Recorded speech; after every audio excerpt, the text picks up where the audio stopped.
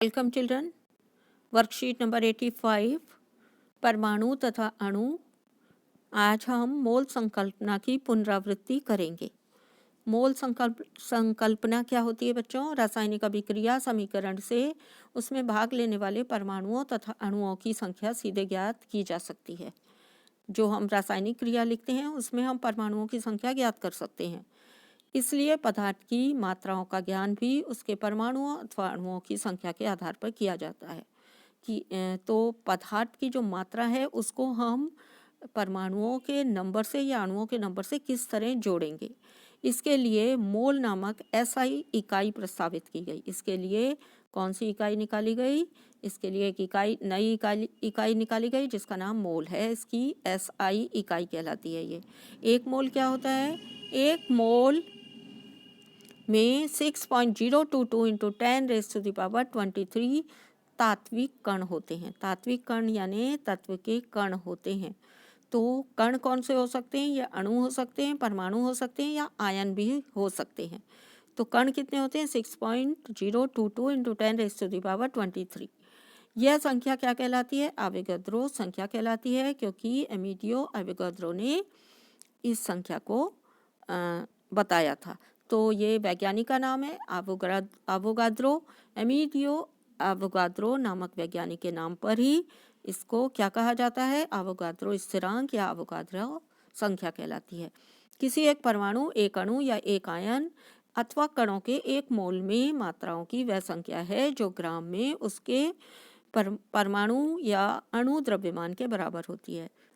जो कण हैं, परमाणु या अणु, उनकी संख्या कितनी होती है? 6.022 इंटू 10⁻23। और अगर हम ग्राम में मात्रा ज्ञात करेंगे परमाणु द्रव्यमान, तो उस हर तत्व के या यौगिक के परमाणु भार परमाणु द्रव्यमान या अणु द्रव्यमान के बराबर होती है। एक मोल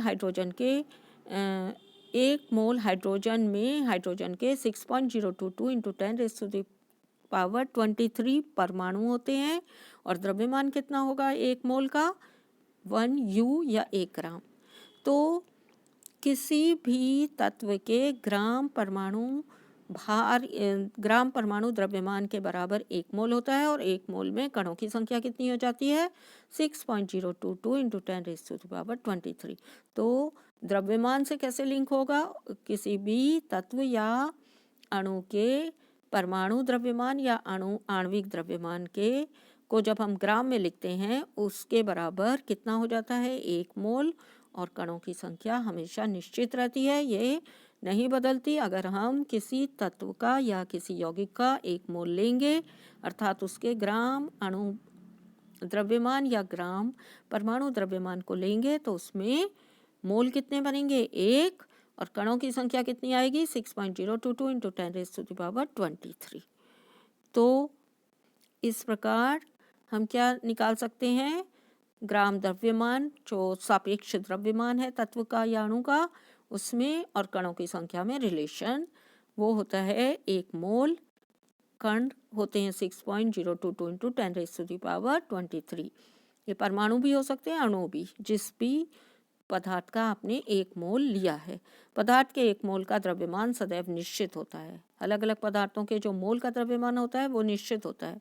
किसी पदार्थ के एक मोल का द्रव्यमान उसके सापेक्ष परमाणु या अणु द्रव्यमान के बराबर होता है। एक मोल परमाणु का द्रव्यमान उनके परमाणु द्रव्यमान के बराबर होगा।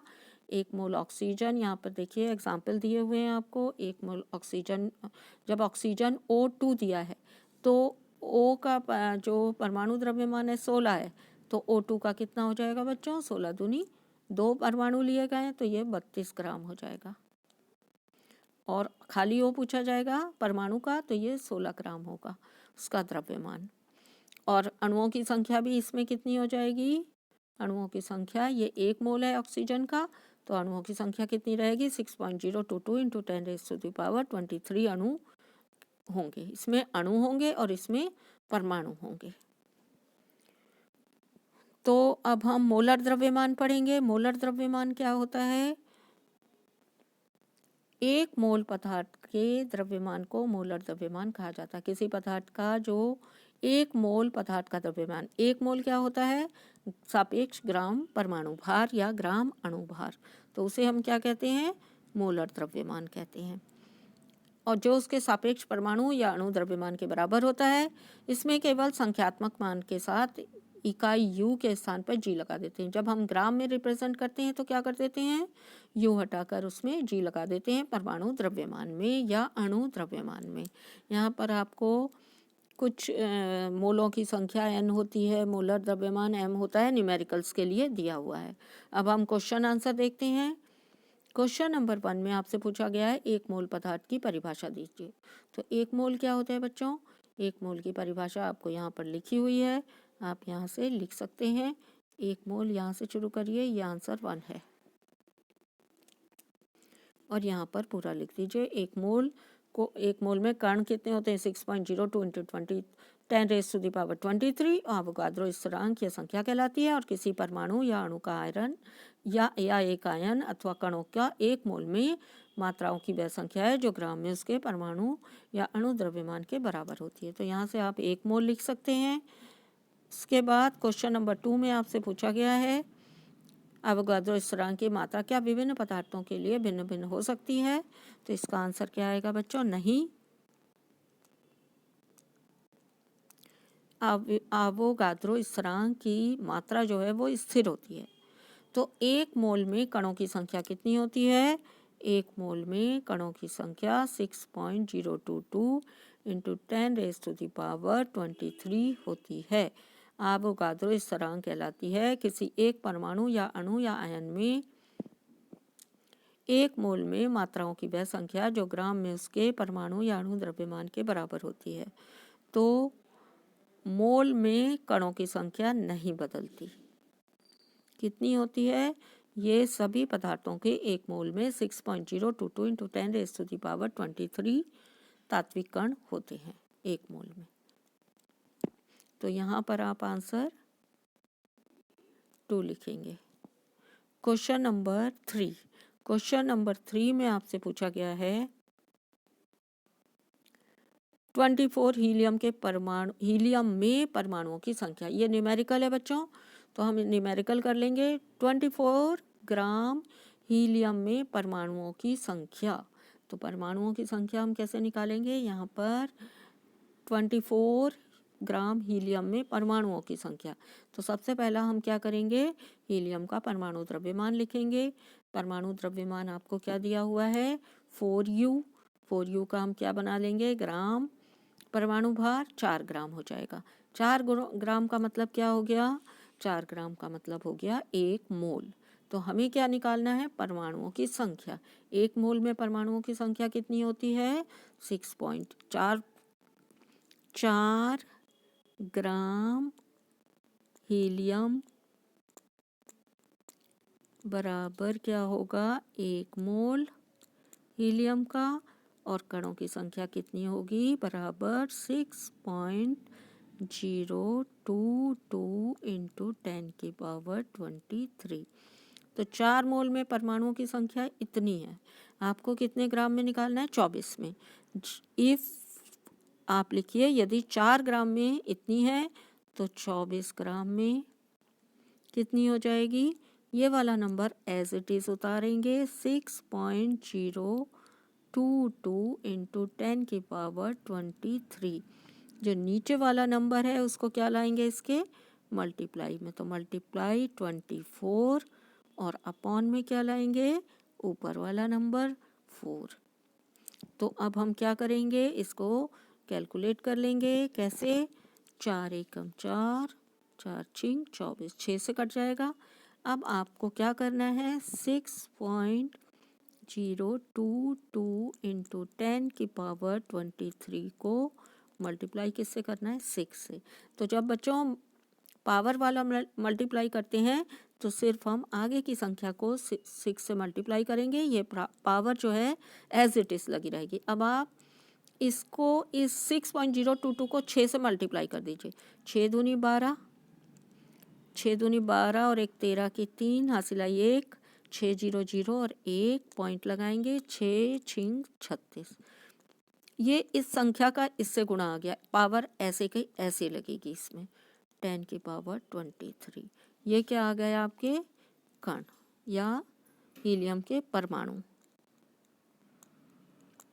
ये परमाणु आ गए आपके। क्वेश्चन नंबर 4, ये आपका आंसर है। क्वेश्चन नंबर 4 में आपसे पूछा गया है, क्वेश्चन नंबर 4 है आपका 0.5 मोल नाइट्रोजन परमाणुओं का द्रव्यमान ज्ञात कीजिए। 0.5 मोल नाइट्रोजन परमाणुओं का द्रव्यमान। तो हम क्या लिखेंगे क्वेश्चन नंबर 4 में, कितने मोल, 0.5 मोल में पूछा है। तो 0.5 मोल क्या चीज़ है आपके, नाइट्रोजन परमाणु। N है नाइट्रोजन परमाणु। तो 0.5 मोल में निकालने के लिए 1 मोल बराबर कितना द्रव्यमान होता है। नाइट्रोजन का द्रव्यमान आपको दिया है, नाइट्रोजन का होता है 14 U। ग्राम में लिख देंगे तो क्या आ जाएगा, ये 14 ग्राम। तो इसका मतलब है 1 मोल नाइट्रोजन बराबर कितने ग्राम होते हैं, 14 ग्राम। आपको कितने ग्राम दिए हैं, कितने मोल दिए हैं, 0.5 मोल। 0.5 मोल दिए हैं तो आप 0.5 मोल में निकाल दीजिए। 0.5 मोल बराबर क्या करेंगे आप, 14 को नीचे उतारेंगे, नीचे वाले नंबर को इसके मल्टीप्लिकेशन में रख देंगे 0.5, और ऊपर वाले नंबर को बटे में रख देंगे 1। जब आप इसको कैलकुलेट करेंगे तो 1 की कोई वैल्यू नहीं है। 14 को 5 से मल्टीप्लाई करेंगे, 14 पंजे 70, और पॉइंट लगाएंगे 1 डिजिट के बाद, तो ये क्या आ गया, 7 ग्राम। ये आपका आंसर आ गया।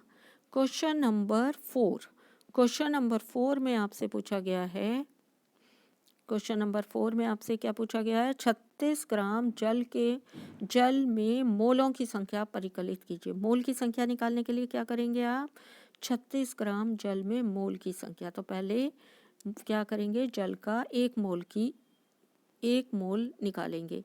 तो मोलों की संख्या, पहले 1 मोल कितने ग्राम के बराबर होता है। तो जल का जो आणविक द्रव्यमान होता है बच्चों, वो क्या होता है, ये H2O लिखते हैं हम जल को, ये है आंसर 4। तो H2O का आणविक द्रव्यमान आपको दिया होता है H का 1, तो इसका हो जाएगा 1 × 2 ये, और प्लस में क्या आ जाएगा, O का 16। तो कितना आ गया ये टोटल, ये बराबर आएगा 2 और 16 18। तो 18 को हम ग्राम में रिप्रेजेंट कर देंगे, तो ये जल का क्या आ गया आपका, 1 मोल। 18 ग्राम का 1 मोल होता है। अब आपको क्या पूछा गया है उस क्वेश्चन में, आपसे पूछा गया है कि 36 ग्राम में कितने मोल होंगे। तो 18 ग्राम में यदि 18 ग्राम में 18 ग्राम बराबर कितने मोल बनाता है ये, इसका ग्राम आणविक भाग 18 है, ग्राम आणविक द्रव्यमान, तो 18 मोल का 1 मोल होगा। अब आपको कितने ग्राम दिए हैं क्वेश्चन में, क्वेश्चन में आपको दिए हैं 36। क्वेश्चन यहाँ पर देख लीजिए, आपको कितने दिए हुए हैं बच्चों, ये दिया हुआ है 36 ग्राम। तो आप 36 ग्राम में निकाल लीजिए, 18 ग्राम बराबर 1 मोल, तो 36 ग्राम बराबर कितने मोल। क्या करना है हमने, कुछ नहीं करना, एक को ऐसे के ऐसे उतारना है, नीचे वाले नंबर को मल्टीप्लिकेशन में रख देना है, 36 रखा आपने, और जो ऊपर वाला नंबर है उसको बटे में रख देना है। 18 एकम 18, 18 दूनी 36, आपने काट दिया, तो कितना आ गया आपके, 2 का 1 से गुणा होगा 2, तो ये 2 क्या आ गए, मोल। तो 36 ग्राम जल में कितने मोल होंगे, 2 मोल। नेक्स्ट क्वेश्चन है आपका क्वेश्चन नंबर 5। क्वेश्चन नंबर 5 में आपको C2H6 और HCl का मोलर द्रव्यमान परिकलित करना है, C2H6 और HCl का। तो C2H6 को कर लीजिए और HCl को कर लीजिए। तो C2H6 पहले इसका कर लेते हैं। कार्बन का परमाणु भार क्या होता है, यहाँ पर हम लिख लेते हैं, C बराबर होता है 12 और H बराबर होता है 1। तो अगर हम इसका आणविक द्रव्यमान निकालेंगे तो C का 12 गुणा 2 करेंगे, ब्रैकेट बंद हो जाएगा, प्लस H का कितना करेंगे, 1 से 6 को गुणा करेंगे क्योंकि यहाँ पर 6 है, ब्रैकेट बंद हो जाएगा। अब ब्रैकेट खोल के इसको ऐड कर देंगे। 12 को 2 से गुणा किया, 12 दूनी 24, प्लस 6 को 1 से गुणा किया 6, तो ये कितना आ जाएगा बच्चों? 24 और 6 30। तो ये 30 क्या आ गया इसका द्रव्यमान, हम ग्राम में रिप्रेजेंट कर देंगे। 30 ग्राम आ गया C2H6 का। दूसरा आपका दिया था HCl, तो HCl का निकालने के लिए हम क्या करेंगे? HCl को लिखेंगे सबसे पहले, ये लिख दिया हमने HCl, और इनके वहाँ पर दिए हुए हैं आपको H का होता है 1 और Cl का होता है परमाणु द्रव्यमान 35.5। ये वहाँ पर दिया हुआ है आपको क्वेश्चन में। आपको HCl का निकालना है। मोलर द्रव्यमान, उसका आणविक द्रव्यमान मोलर द्रव्यमान कहलाता है। तो H का हमने लिखा 1, यहाँ पे कोई एक ही परमाणु है H का, तो प्लस कर लिया, और Cl का भी एक परमाणु है, तो क्या लिख दिया 35.5, और दोनों को क्या कर दिया ऐड कर दिया। तो 1 + 35.5 बराबर कितना आ जाएगा बच्चों? यह आ जाएगा 36.5। अगर हम ग्राम में रिप्रेजेंट करेंगे तो ग्राम आणविक द्रव्यमान HCl का, ये इसका आंसर आ जाएगा। Thanks for watching.